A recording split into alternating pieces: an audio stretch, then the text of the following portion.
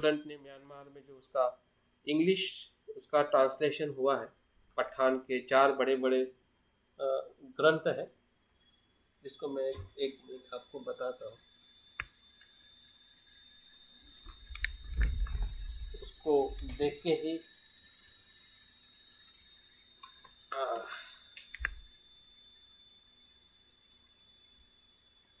ऐसे ऐसे ग्रंथ हैं। देखो इतने वॉल्यूम्स का ये कंडीशनल रिलेशनशिप वॉल्यूम 2, ऐसे 4 वॉल्यूम्स हैं। एक ग्रंथ मुझे लगता है कि 400-500 पेज का होगा। हाँ, 550-600 पेज का ग्रंथ है। तो इसमें यही पटिच्च समुत्पाद का बहुत ही सखोल विश्लेषण इस ग्रंथ में मिलता है, जिसमें हम उसका और गहराई में अध्ययन कर सकते हैं।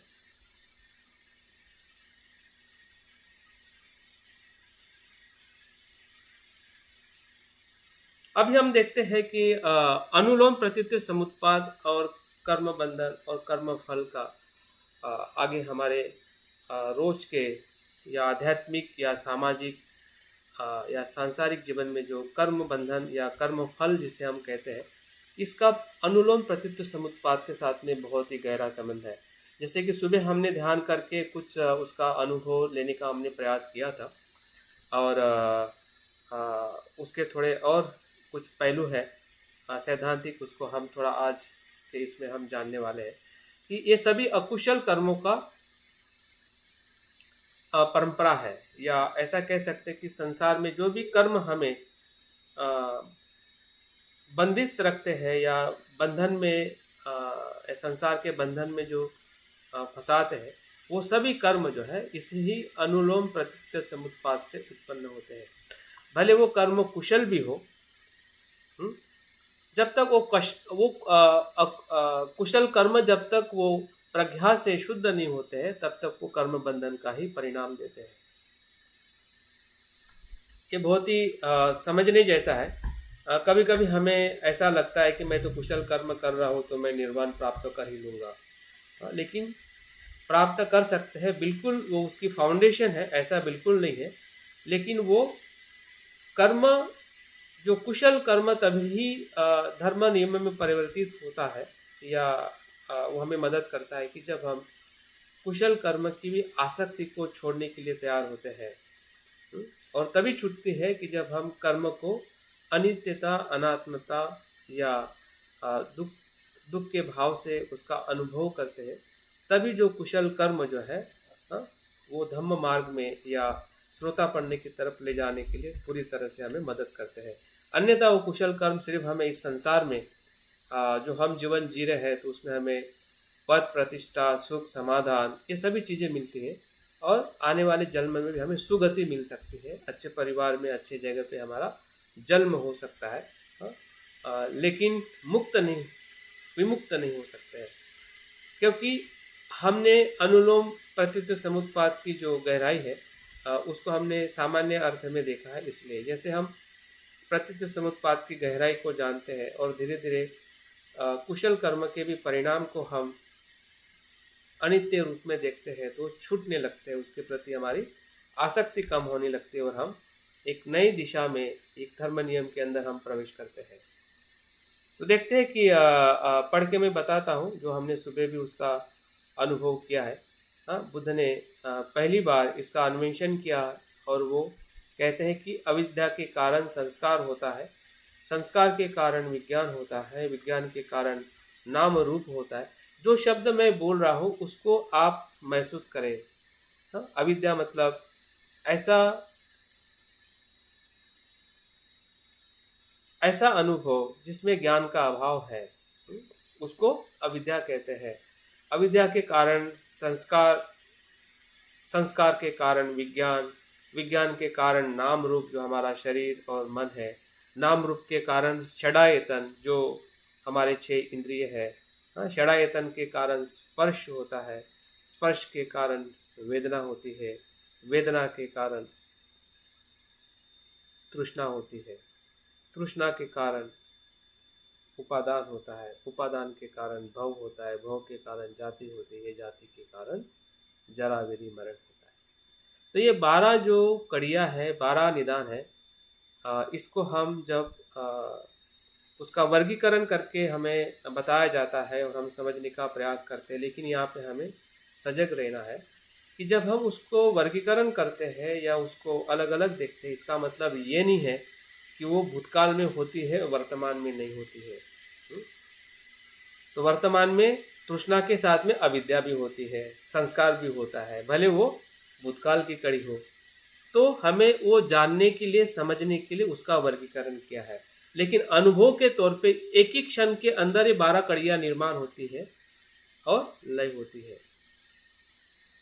ऐसा नहीं है कि वो भूतकाल में हो गई मतलब अभी नहीं है, ऐसा नहीं है। हाँ?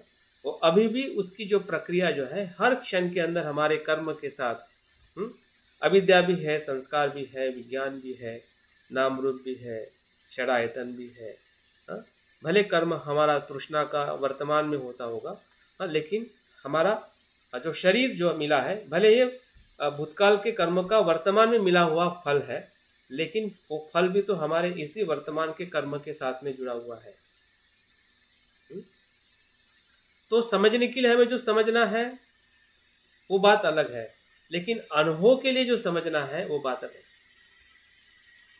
दोनों बातों को हमने स्पष्टता से देखनी चाहिए, नहीं तो कभी कभी जो हम समझते हैं ना उसी को मान बैठते हैं कि ऐसा ही होता है, ऐसा ही होना चाहिए, क्योंकि वो भूतकाल मतलब चला गया, फिर अभी तो कुछ नहीं है। हाँ, वर्तमान ही सब कुछ है, लेकिन वर्तमान में भूतकाल भी है और वर्तमान में भविष्य भी है।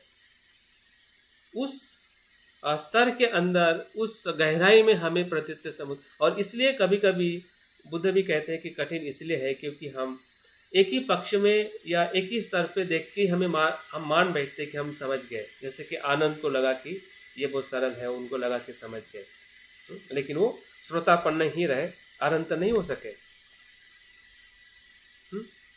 अनंत तो बाद में हुए जब बुद्ध का महापरिनिर्वाण हुआ।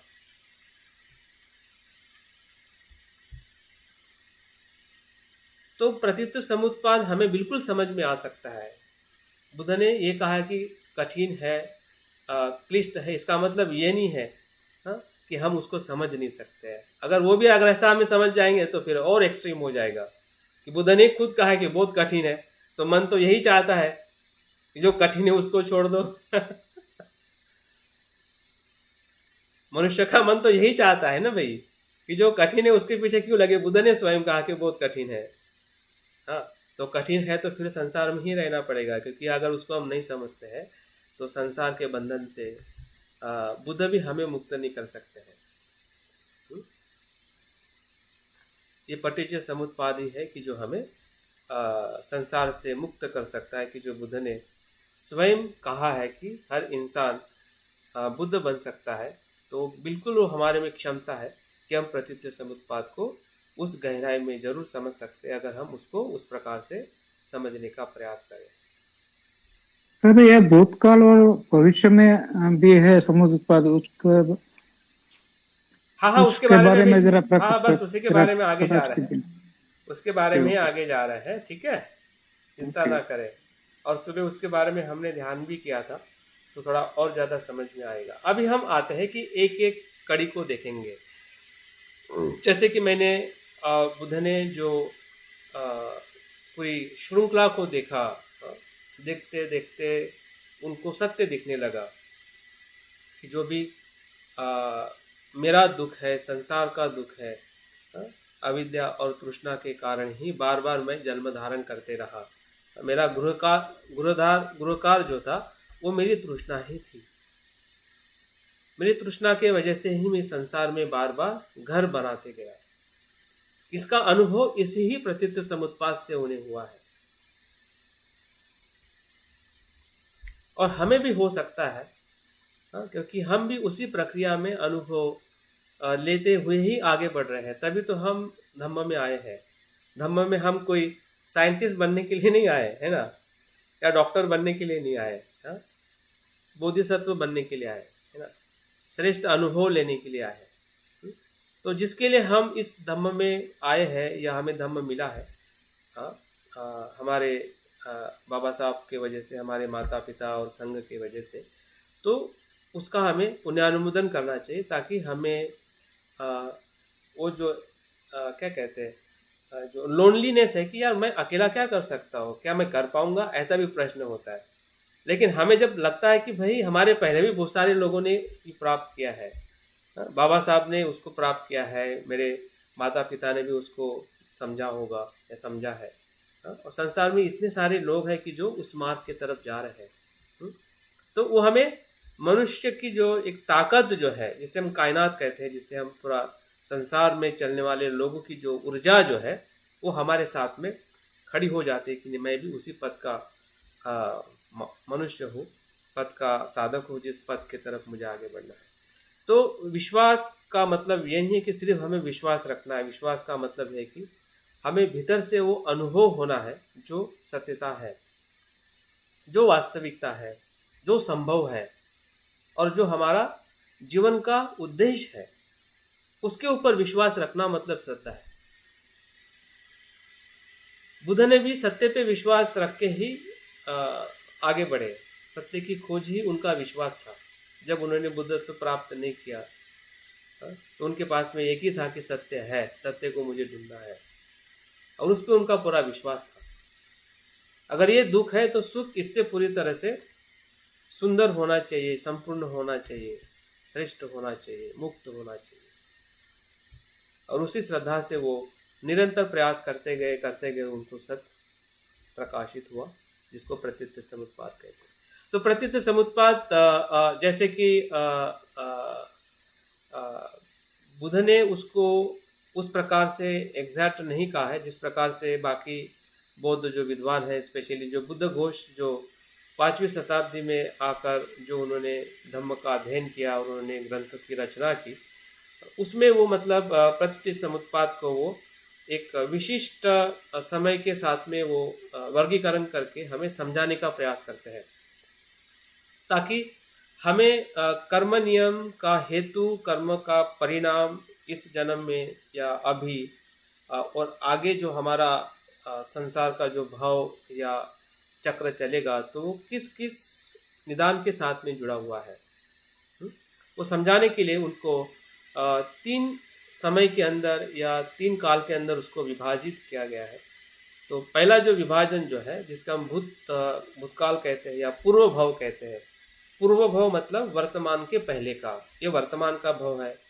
भव का दोनों अनुभव अर्थ होता है। भव का मतलब कर्म भी होता है, भव का मतलब जन्म भी होता है। उत्पन्न होना या उत्पन्न होने की प्रक्रिया में रहना, बिकमिंग जिसे कहते हैं, उसको भव कहते हैं। कर्म ही भव है, भव ही कर्म है। जैसे हम भव चक्र कहते हैं, तो भव चक्र के अंदर संसार चक्र भी कहते हैं, उसको कर्म चक्र भी कहते हैं। तो कर्म, भव और संसार,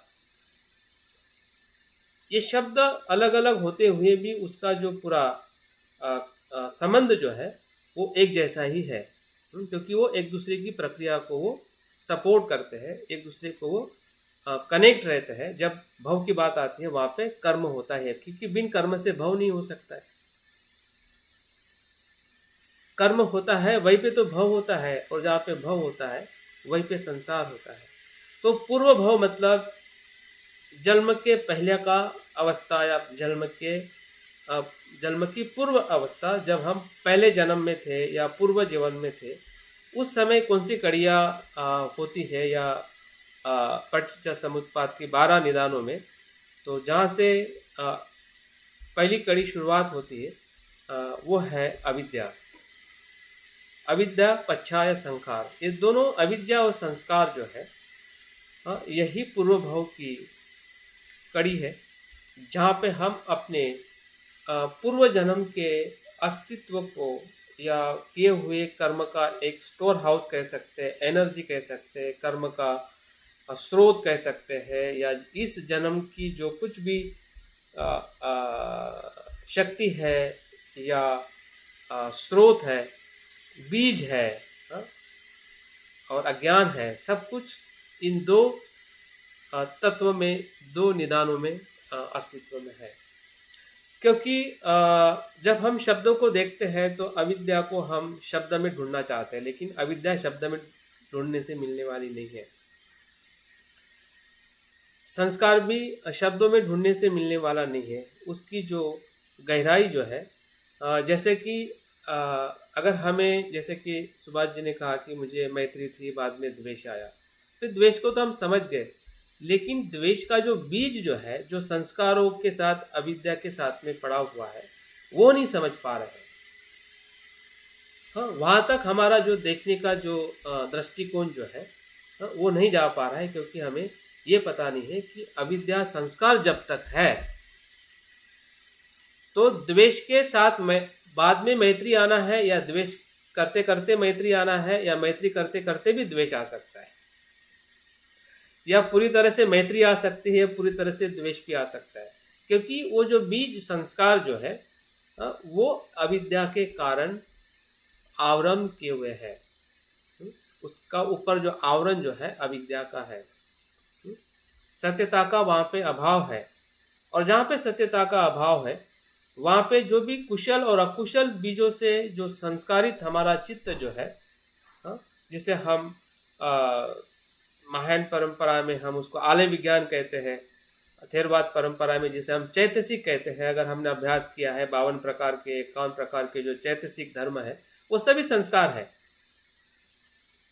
या मन में जो सामान्य भाषा में मन में आने वाले जितने भी विचार है, कुशल और अकुशल, और वो विचार आने के लिए आपको विचार करने की जरूरत नहीं पड़ती। वो विचार की बात नहीं कर रहा हूं मैं। जो विचार विचार न करते हुए आते हैं, विचार करते हुए आते हैं, वो तो आपके वर्तमान के कर्म है, ठीक है। लेकिन जो विचार करते हुए ना जो विचार आते हैं ना, वो सब संस्कार है। और हमें लगता है कि वो विचार आया क्यों, अरे भाई वो संस्कार है, तो आपके सर इसीलिए ये हमें हर क्षण याद रखना पड़ेगा, जो भगवान बुद्ध बताते हैं कि हर क्षण हमें जागरूक रहना है, स्मृति बना के। बिल्कुल जैसे अभी सुभाष चंद्र भाई साहब ने बोला कि ये हर क्षण हमारा बदलता रहता है, दिन में या सुबह जब करते हैं, तो अगर हम हर क्षण याद रहेंगे, अपनी स्मृति में रहेंगे, तो हम तुरंत जान जाएंगे। और ये हमें जो काम आ रहा है, अगर विचार गलत आया तो अगर हम जान रहे हैं तो हम तुरंत सॉल्यूशन निकाल सकते हैं। इसलिए हर क्षण स्मृति बनाए रखना है। जो बुद्ध के बताए हुए नियम है उनको समन्वय करके हर क्षण चलना है हमें, तब हम इससे, इस संसार से या इससे पार ले पाएंगे। तो ये बहुत जरूरी है सर। हाँ जी। तो अविद्या जो है, कभी कभी अविद्या को हम सिर्फ विद्या नहीं है या ज्ञान के तौर पे देखते हैं, लेकिन जो मैंने इसमें कुछ संकलन किया, एक एक शब्द महत्वपूर्ण है कि ये पूर्व जन्म के क्लेश की दशा है। जो हमारे पूर्व जन्म में जो भी हमने कर्म किए थे, कुशल अकुशल, उसकी वो दशा है, उसकी वो परिस्थिति है। अविद्या का हेतु जो है अयोनिसो मनस्कार है। अभी देखिए यहाँ पे हमें और स्पष्टता मिलती है कि अविद्या का भी अपना आधार है। अविद्या कोई पहला कारण नहीं है, अविद्या का भी मूल है। कि अविद्या आती कहाँ से है? अविद्या आती है अयोनिसो मनस्कार से उत्पन्न होती है। जैसे हमारे चित्त के अंदर हमने अभ्यास किया है कि चैतसिकों का, उसके अंदर हमने देखा है कि जो हमारी चेतना है वही मनस्कार है, और वो मनस्कार जब अयोनिसो रहता है, इनप्रॉपर थिंकिंग होती है, अयोग्य सोच होती है, अयोग्य इंटेंशन होता है, वही अज्ञान को जन्म देता है, वही उसका आधार है। और उसको दूसरे और 3 शब्दों से जाना जाता है, जैसे कि 3 आश्रयों से अविद्या का जन्म होता है या उत्पन्न होती है, जिसके अंदर कामाश्रव है, भवाश्रव है और दृष्टि आश्रव है। तो इन कामाश्रव दृष्टि मतलब, आश्रव को अविद्या भी कहते हैं। हाँ जी, दृष्टि आश्रव को अविद्या आश्रव ही कहते हैं ना। हाँ, ये आत्मावादी दृष्टि है, जो दृष्टि के सभी जो शाश्वत और उच्छेदवाद का जो कुछ भी अनुभव है, वो अनुभव के आधार पे हम हमेशा अविद्या को महसूस कर सकते हैं। जब भी हमें नित्यता का बोध होता है, जब भी हमें शाश्वत रहने का, होने का बोध होता है, तो समझ जाइए कि हमारी अविद्या ही है कि जो हमारे संस्कार को उस प्रकार से महसूस करती है, उस प्रकार से हमें अनुभव आता है। हुँ? तो ये चित्त की ऐसी भ्रमित अवस्था है, हाँ, भ्रम है, एक प्रकार का जो प्रभास्वर हमारा स्वभाव। बुद्ध कहते हैं कि मनुष्य का जो चित्त जो है मूल स्वभाव में शुद्ध है। मूल स्वभाव में आपका और मेरा सभी का चित्त कैसा है? प्रभास्वर है, सुंदर है, शीतल है, हाँ, बुद्ध है। क्योंकि बुद्ध हम बनते नहीं है, बुद्ध हो जाते हैं। बुद्ध बनाने वाली कोई प्रक्रिया नहीं है कि कोई चीज हम बनाते हैं और बन जाती है, ठीक है। तो बुद्ध हम हो जाते हैं। अभी हो जाते हैं मतलब हम है वही होते हैं, जो भीतर में है वही होते हैं। उसका हमें अनुभव होता है कि जब हम वो है, और जो है वही प्रभास्वर है। लेकिन अविद्या के आवरण के कारण कामाश्रव, भावाश्रव और दृष्टि का आश्रव जो है, उसके कारण वो बादल उसके ऊपर होने के वजह से हम अपनी जो विद्या है, प्रज्ञा है, सत्यता है, उससे हम वंचित रहते हैं। वही अविद्या है।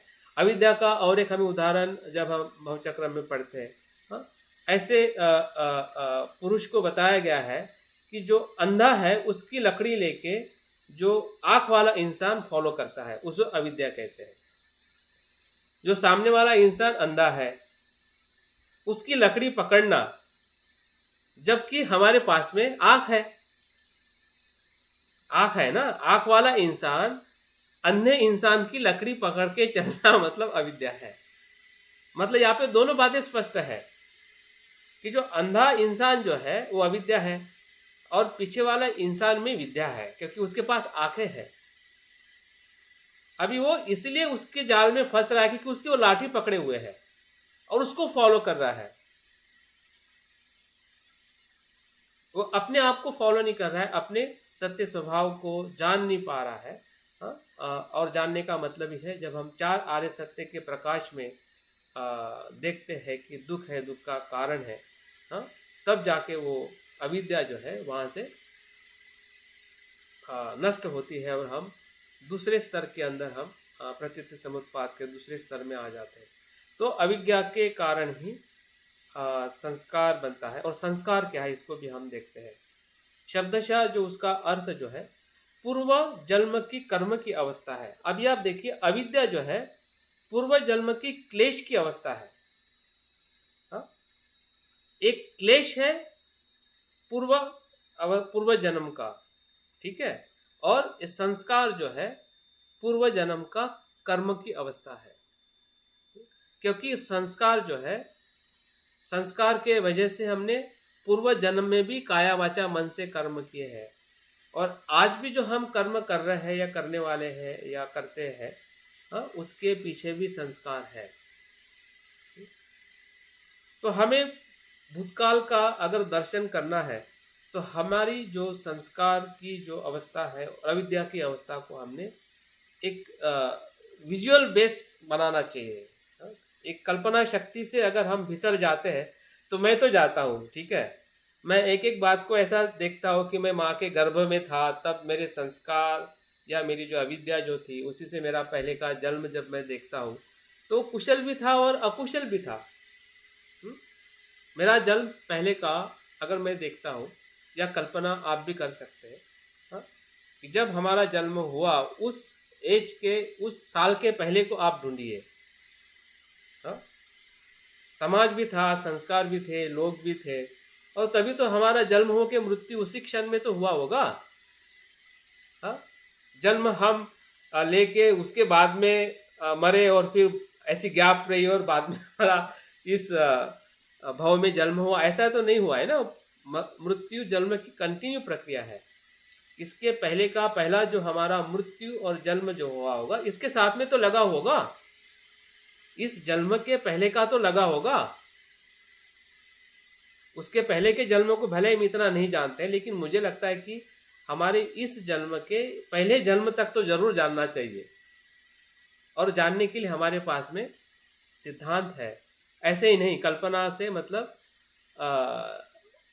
अज्ञान की कल्पना से नहीं, प्रज्ञा की कल्पना से। जो महायान परंपरा में जो वज्र ध्यान साधना है वो सभी प्रज्ञा की कल्पना से बुद्ध को देखा जाता है, अज्ञान की कल्पना से नहीं।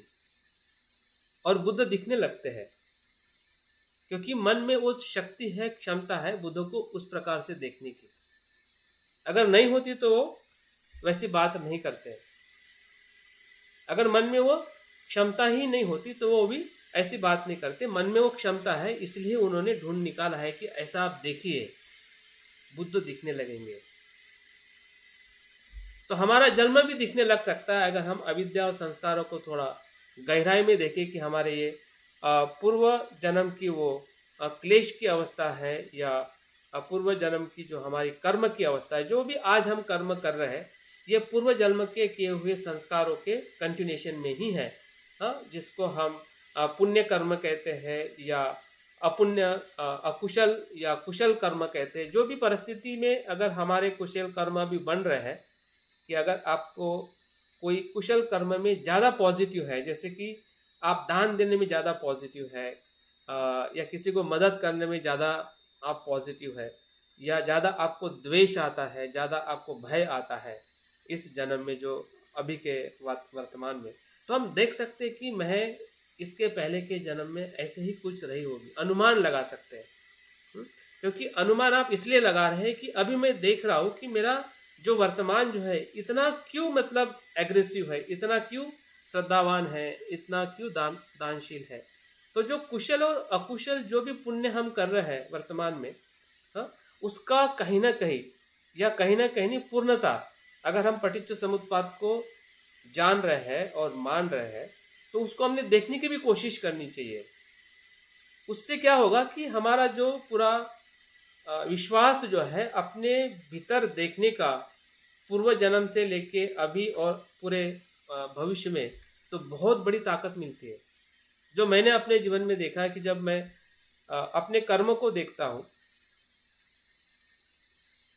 तो दो प्रकार से हम अपने कर्म को देख सकते हैं। जब से हमने धर्म में आए और हमें लगता है कि मैं पिछले 10 साल से अच्छा कर्म कर रहा हूँ।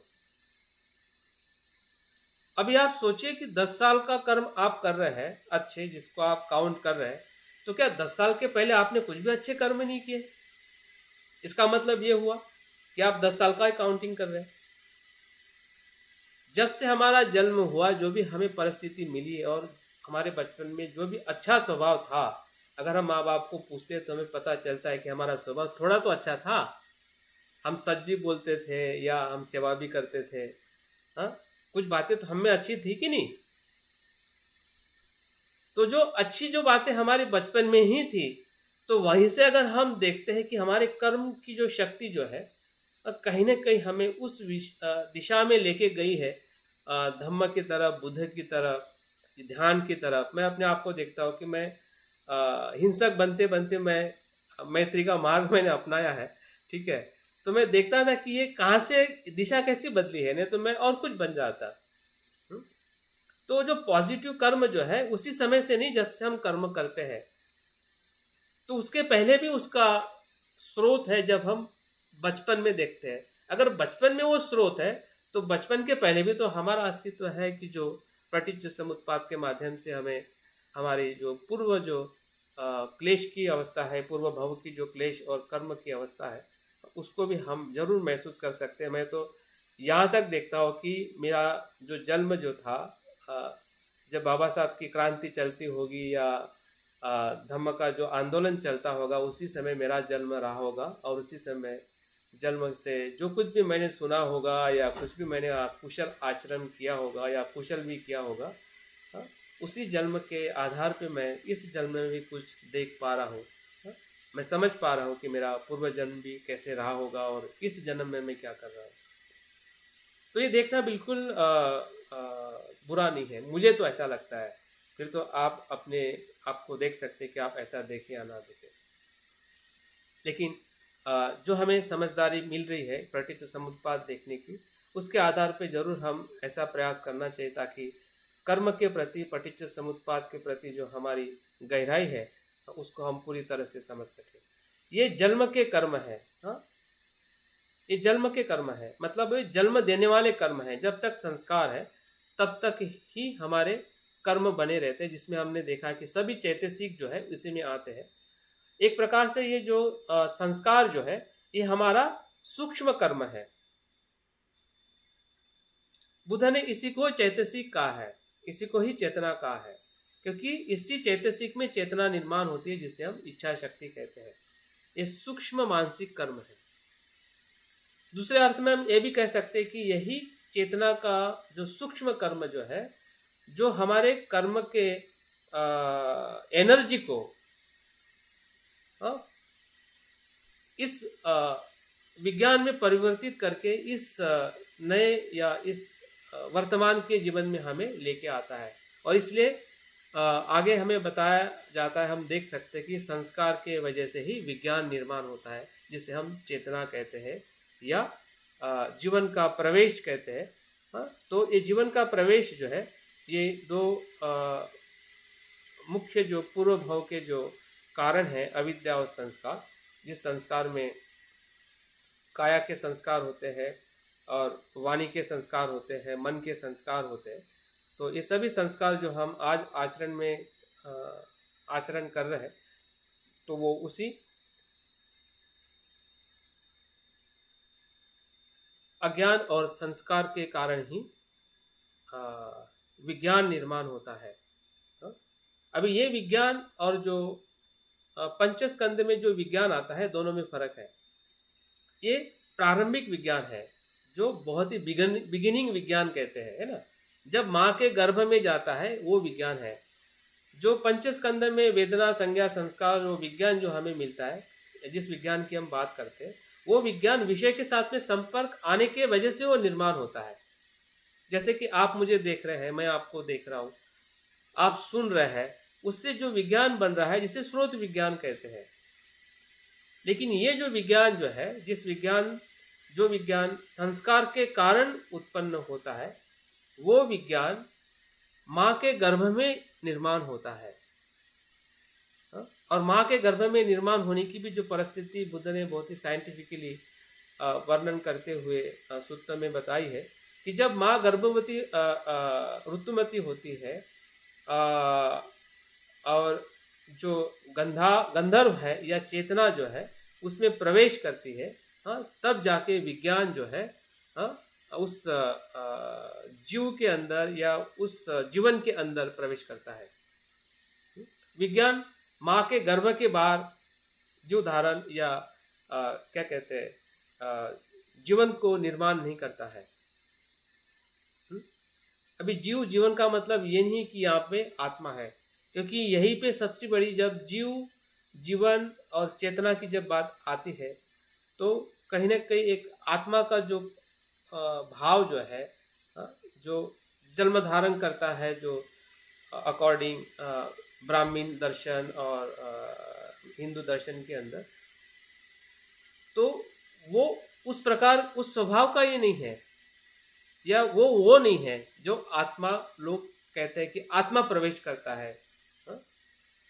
जबकि ये संस्कार के वजह से निर्माण होता है, ये होने से ये होता है, और वो होने के लिए भी परिस्थिति की जरूरत है।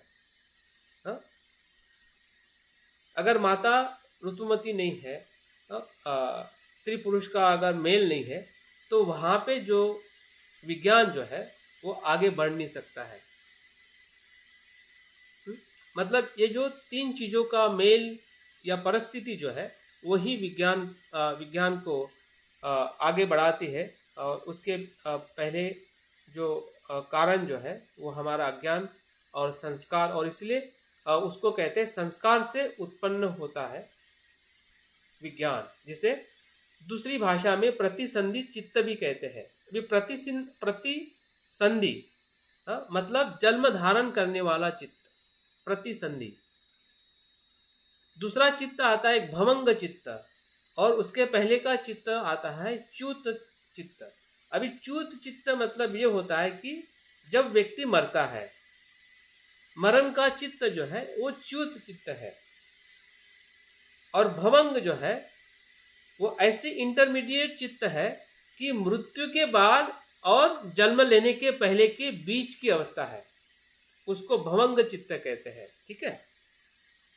च्युत चित्त मृत्यु का चित्त, भवंग चित्त मतलब मृत्यु के बाद और जन्म के बीच का जो चेतना, जो अपने मृत्यु के साथ में जो कर्म बीज जो है या कर्म का जो फल है, इसलिए कहा है ना कि कर्म जो है ये बंधु है, कर्म की शक्ति ही हमारे साथ में आती है।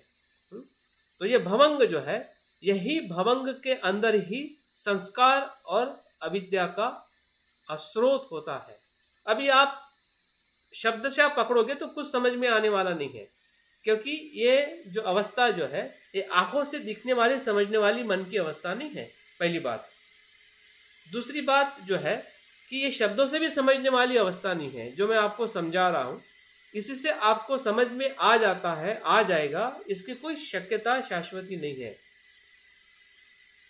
अगर वो उससे थोड़ा और गहरा है तो जो शब्द जो है वो तो वहाँ पे फेल है, लेकिन अगर आप शब्दों को ही पकड़ोगे कि नहीं मुझे जो समझ में आया है ऐसा ही होता है और ऐसे ही होना चाहिए, तो फिर तो आप समझ में ही नहीं आएगा कि वो भवंग क्या है, भवंग चित्त क्या है, या भवंग चित्त में जो अज्ञान और संस्कारों के कारण जो ये प्रतिसंधि चित्त जो है या जन्म धारण करने वाला चित्त जो विज्ञान कहते हैं, वो माँ के गर्भ में प्रवेश करता है।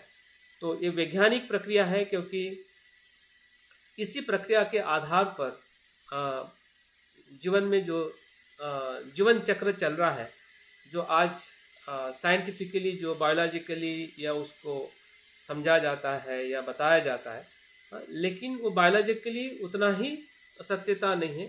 उसकी सत्यता के पीछे जो चेतना की जो सत्यता है या जो प्रतीत समुत्पाद का जो तत्व जो है, जो बुद्ध ने पूरे अस्तित्व में देखा है, उस अस्तित्व को जानने के लिए हमें इसी का ही आधार लेके जानना पड़ेगा, और तभी हमें समझ में आएगा कि सही में जब विज्ञान, अगर हम अपने जीवन के बारे में कल्पना करते हैं, मैं अपने जीवन के बारे में थोड़ा विजुलाइजेशन करता हूँ कि जब मैं अपनी माता के गर्भ में मेरे उस चित्त से, भवंग चित्त से मृत्यु के बाद जो प्रवेश किया था या किया होगा, तो वही मेरी जन्म की प्रक्रिया है। और जिस प्रक्रिया को पटिच्च समुत्पाद हमें विज्ञान के निदान में पूरी अच्छी तरह से समझाने का और हमें समझने का मौका देता है, कि जिसे हम प्रतिसंधि चित्त कहते हैं। एक मिनट हेलो, हाँ, ये आपने कहा ना च्युति चित्त, हाँ, ये च्युत मृत्यु, चित्त ये मतलब मृत्यु के, हाँ, जीवन समाप्त हुआ, ये शरीर मतलब ये मृत्यु के जीवन समय का, समाप्त हुआ, मृत्यु तो के वो क्षण, चेतना, मृत्यु के समय का जो चेतना है उसको आपने च्युति चित्त कहा है ना। हाँ, उस क्षण का चित्त। हाँ तो वही चित्त जो है माँ के गर्भ में जाता है। हाँ, जो अनुकूल परिस्थिति बताई कि पिता माता का ऋतुमती होना, और वो जो चित्त आया है, लेकिन बीच में ये भवंग चित्त कह के आपने कुछ थोड़ी सी एम्बिग्युइटी क्रिएट कर दी, इसको थोड़ा स्पष्ट करिए। नहीं, भवंग का मतलब ये है कि वो इंटरमीडिएट अवस्था है, वो अलग नहीं है, इंटरमीडिएट। अच्छा, उसी चित्त, हाँ, उसी चित्त की एक इंटरमीडिएट अवस्था है, क्योंकि डायरेक्ट तो वहां से वहां पे जाने के लिए कुछ तो क्षण का समय आएगा ना, कि वो कुछ लेके तो जाएगा, ठीक है। वो भवंग, उसको भवंग के रूप में, भवंग का मतलब ही है कि जन्म धारण करने वाला चित्त, ठीक है। कभी कभी सर ये भी बोला जाता है ना कि उसको उचित मतलब माँ का गर्भ नहीं मिलता है उसकी खोज में, तो शरीर छोड़ने के और माँ के गर्भ में जाने के बीच का जो समय रहता है, तो वो मतलब शरीर रहित ऐसी अवस्था में जिसको लोग मतलब भेद भूत या प्रेत ऐसी संज्ञा देते हैं ना, तो क्या ये सही है? नहीं, सही नहीं है। जो भूत प्रेत जो भी समझा देते हैं, भूत प्रेत जो समझा देते हैं, वो चित्त का भूत प्रेत नहीं है, वो मन का भूत प्रेत है। जो उसको देखते हैं और जानते हैं, वो उसके मन के भीतर जो भय है ना, या आसक्ति है ना, उस व्यक्ति के प्रति, वही उसमें से वो कल्पनाएं निर्माण करके मन के सामने दिखाती है, क्योंकि मन एक तो बहुत शरीर से विचित्र है। सर हाँ सर मैं एक मुझे शरीर से पूछना चेतना है। दूसरे शरीर में जाने के बीच का समय की अवधि की कोई खोज है क्या? कोई आंकड़े हैं कि मतलब 2 दिन, 4 बुद्ध दिन, के 1 दिन, 10 दिन, बुद्ध 5 के मूल दिन? दर्शन में, बुद्ध के मूल दर्शन में उसमें समय नहीं होता है, ठीक है, एक क्षण का थोड़ा समय होता है। जैसे कि किसी भी क्षण को 3 तत्व में बताया जाता है, उत्पन्न होना, स्थिति में रहना और नष्ट होना या फिर से उत्पन्न होना, ठीक है। तो ये क्षण की 3 अवस्था है। जो एक क्षण जो होता है ना, अभी एक क्षण मतलब मृत्यु और जन्म। अभी एक क्षण के अंदर ही मृत्यु होता है, उसी क्षण के अंदर जन्म भी होता है, लेकिन उस एक क्षण को 3 तत्वों में उसको डिवाइड किया गया है। जैसे कि एटम एक होता है, लेकिन उसमें इलेक्ट्रॉन होता है, प्रोटॉन होता है, न्यूट्रॉन होता है, लेकिन उसको तो हम आ, आ, अणु कहते हैं ना। तो अणु का एक अणु में ये 3 पार्टिकल्स होते हैं, जिसके वजह से वो अणु होता है, ठीक है।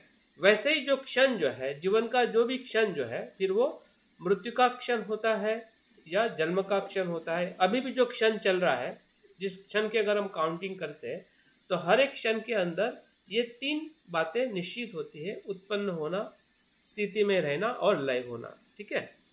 तो जैसे उत्पन्न होना, स्थिति में रहना, लय होना हम सामान्य क्षण को देखते हैं, वैसे ही मृत्यु और स्थिति और जन्म या पुनर्जन्म या नवीन जन्म, तो ये भी उसी एक क्षण की 3 अवस्था है, ठीक है।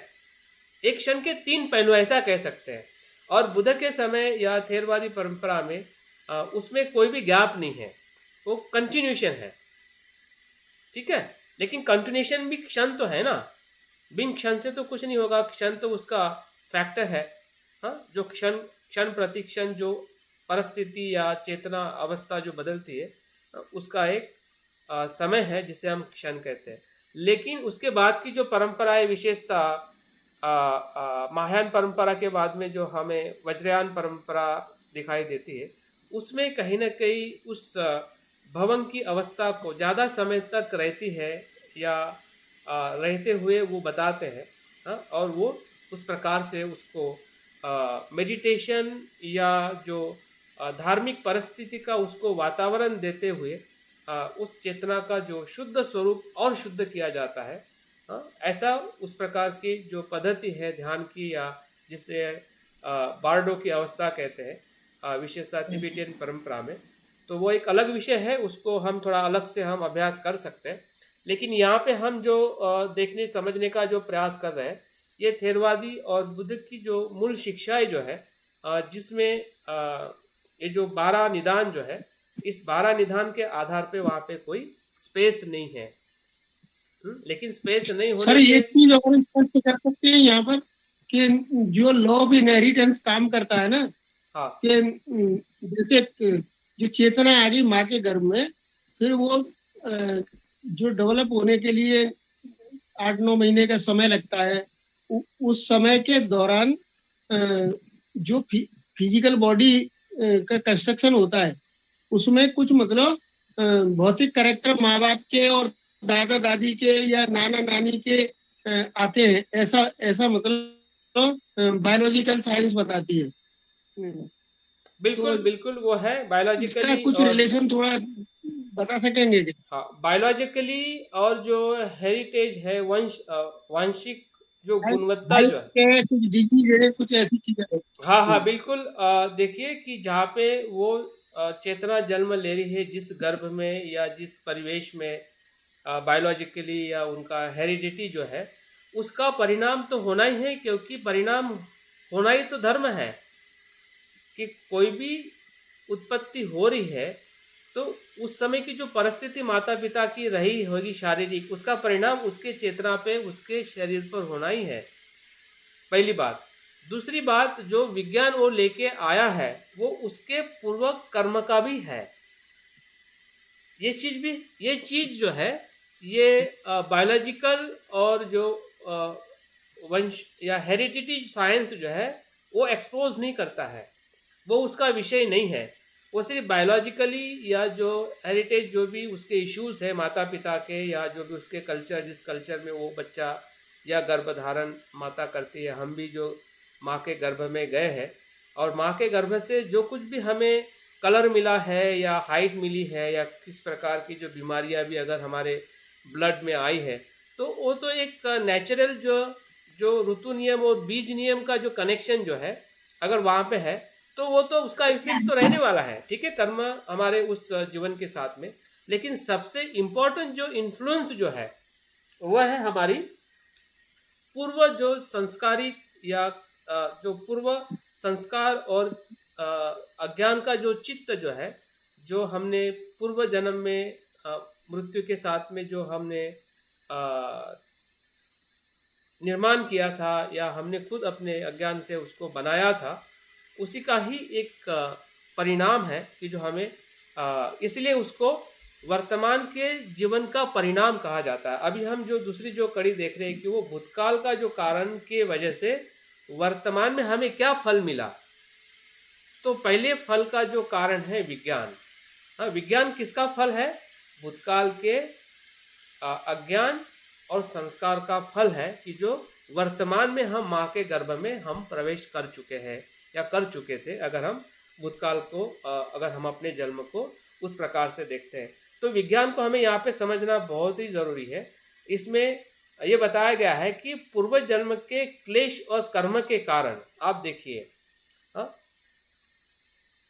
ये जो विज्ञान जो बनता है या माँ के गर्भ में जो विकसित होता है वो एक्चुअल में क्या है।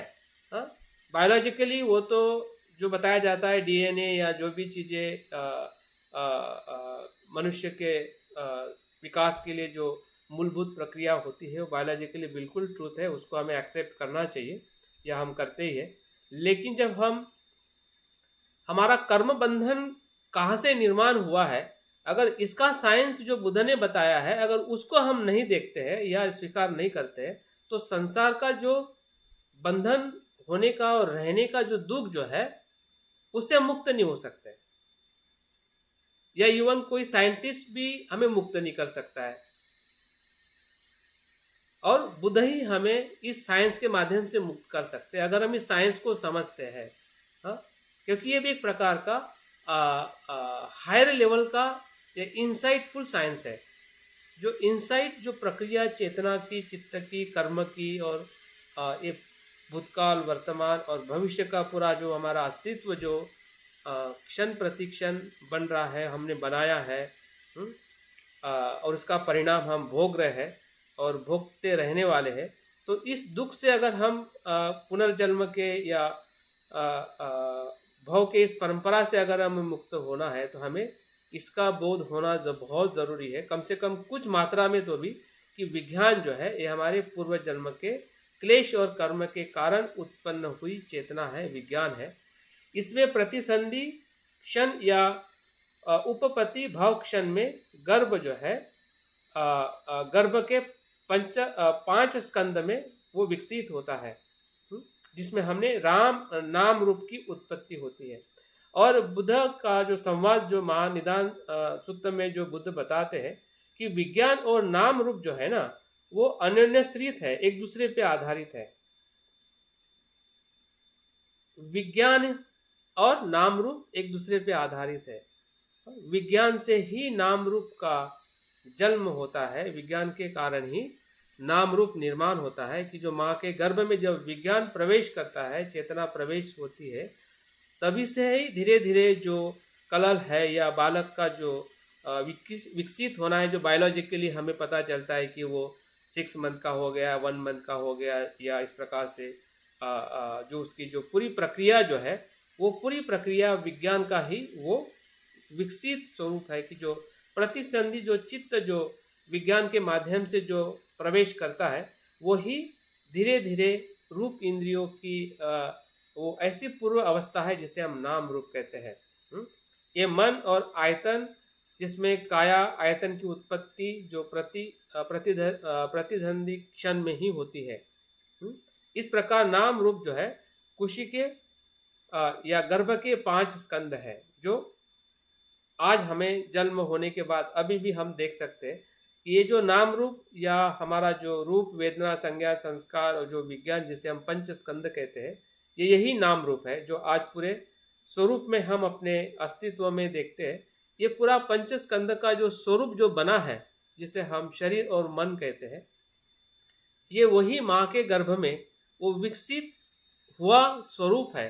हाँ, जो आज हम पूरे शरीर में या मन में या पूरे 5 या 6 फीट के शरीर में हम अनुभव कर रहे हैं कि मेरा पंच स्कंद है। लेकिन इस पंच स्कंद का जो उत्पत्ति स्थान है या वहाँ का विकास जो है वो माँ के गर्भ में ही हुआ है, जिसे हम अपने आप को एक बालक के रूप में हम माँ के गर्भ में 9 महीने तक हम अपने आप के विकास को देख सकते हैं। और यही जब जन्म होता है तभी हमें षड्यंत्र या षडायतन जो है, जो नाम रूप से ही षडायतन की उत्पत्ति हो चुकी रहती है। लेकिन उसका ऐसा जैसा हम माँ के गर्भ के बाहर आते हैं तो हमें अपने इंद्रियों का एहसास होने लगता है। माँ के गर्भ में भी होता है, जो माँ बोलती है तो हमें वो शब्द भी हमारे कानों तक आते हैं। माँ जो खाना खाती है तो उसका भी खाना हमारे भीतर आता है। हाँ, लेकिन पूरी तरह से जो हमारे षडायतन है, 6 सेंस है, 6 इंद्रिय जो है, वो जन्म के बाद में हमें विकसित होते हुए ज़्यादा दिखते हैं। जो आँखों से देखना है, कानों से सुनना है, इस प्रकार से जो हमारे 6 इंद्रिय जो है यही षडायतन है। और इस इंद्रिय के प्रादुर्भाव से ही या इसके कारण ही हम इंद्रिय विषय और विज्ञान के सन्निपात काल तक 5 स्कंद ये रहते हैं। षडायतन में ये 5 इंद्रियों के साथ मन आयतन भी शामिल होता है। तो हमारा जो पंच स्कंद जो नाम रूप के अनुसार माँ के गर्भ में विकसित होता है, वही माँ के गर्भ में भी 6 इंद्रियों के कुछ स्पर्श हमें होने लगते हैं। लेकिन जैसे हम माँ के गर्भ के बाहर आ जाते हैं, जन्म हो जाता है, तब जाके संसार के साथ जो हमारे जो संवाद है 6 इंद्रियों 6 विषय के साथ में, वो निरंतर हमारे जो हमारे भीतर जो संस्कार है, जो हम विज्ञान और संस्कार से लेके आए हैं, उसी के आधार पे हम कर्म करते हैं। क्योंकि ये इधर से इनपुट होता है 6 इंद्रियों से विषय के साथ में। जैसे आप किसी स्त्री को देखते हैं, माँ को देखते हैं, तो माँ की संज्ञा बताई जाती है कि ये माँ है। और जो आपका जो संस्कार जो है माँ को देखने का, उसको स्वीकार करता है कि मेरी माँ है। पिता की संज्ञा सुनते हैं। और जो हमारे भीतर भी जो उसकी पहचान है कि जो केयरिंग करता है, जो आपको प्यार करता है, वो जो एक संस्कारों में एक अनुभूति जो है, जो हमारी चित्त का स्वभाव है, अनुभव करना या संस्कारों को पहचानना, तो उसी संस्कारों के कारण हम शब्द सुनते हैं, उसी संस्कारों के कारण भाषा है, फिर जो भी चीज़ें जो है हमारे जीवन में षडायतन के साथ में जैसे जैसे स्पर्श बढ़ते लगता है, जैसे जैसे संपर्क होने लगता है चीज़ों का, वैसे वैसे हमारी जो वेदनाएं जो है वो वेदनाएं भी निर्माण होती है। तो षडायतन और स्पर्श और वेदना,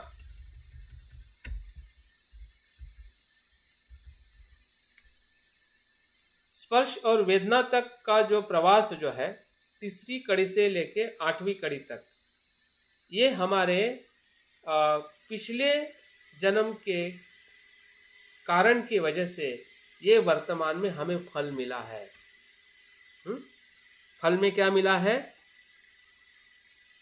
विज्ञान, नाम रूप, षडायतन, स्पर्श और वेदना। वेदना तक का जो निदान जो है, ये फल है, ये कर्म नहीं है। इस जन्म का वो कर्म नहीं है, इस जन्म का वो फल है, परिणाम है। जो पहले किए हुए कर्म का ये हमें फल भोगना ही है।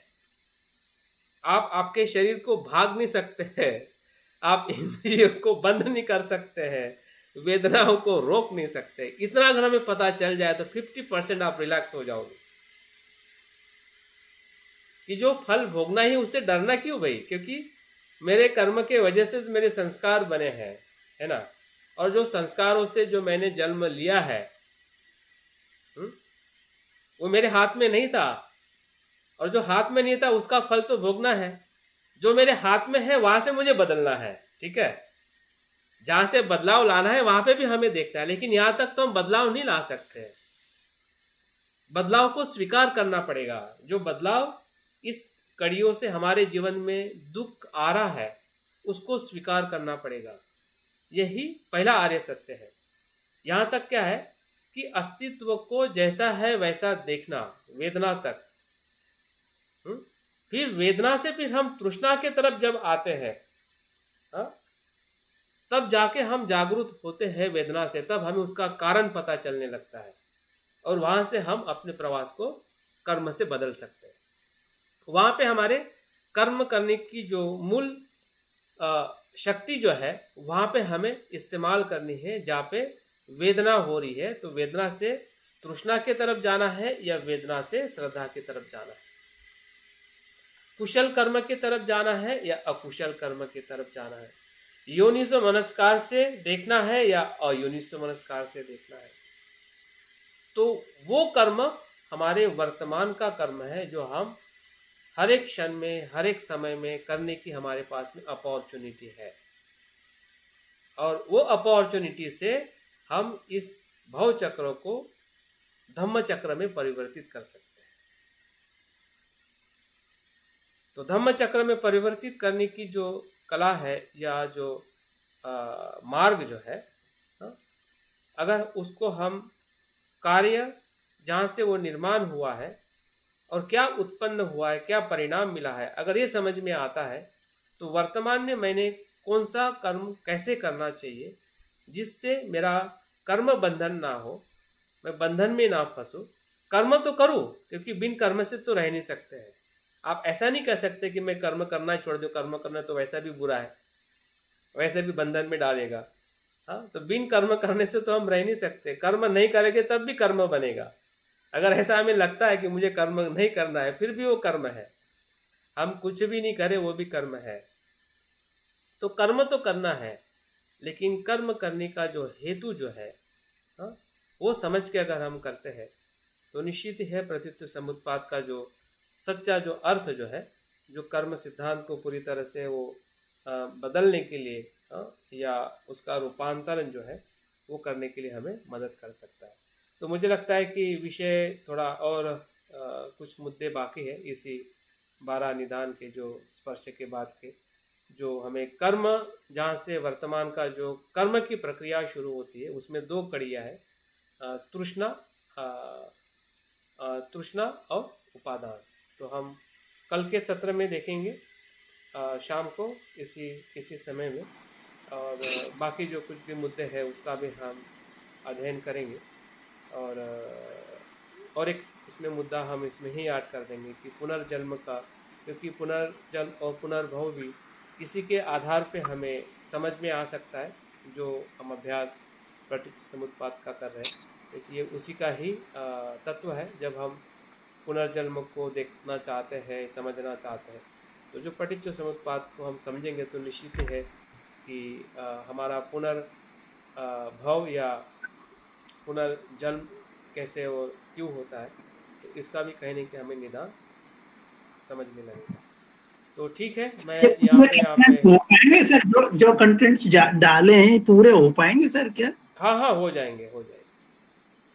अब प्रतिलोम का भी तो बताना सर। अभी प्रतिलोम बताने की जरूरत नहीं है, वो उसका हम प्रैक्टिस करेंगे कल, ठीक है, सुबह इसका मेडिटेशन करेंगे सर। हाँ, कल करेंगे मॉर्निंग को।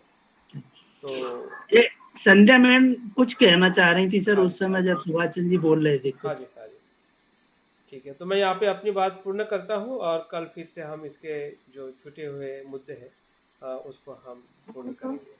जय भीम, नमो बुद्धाय।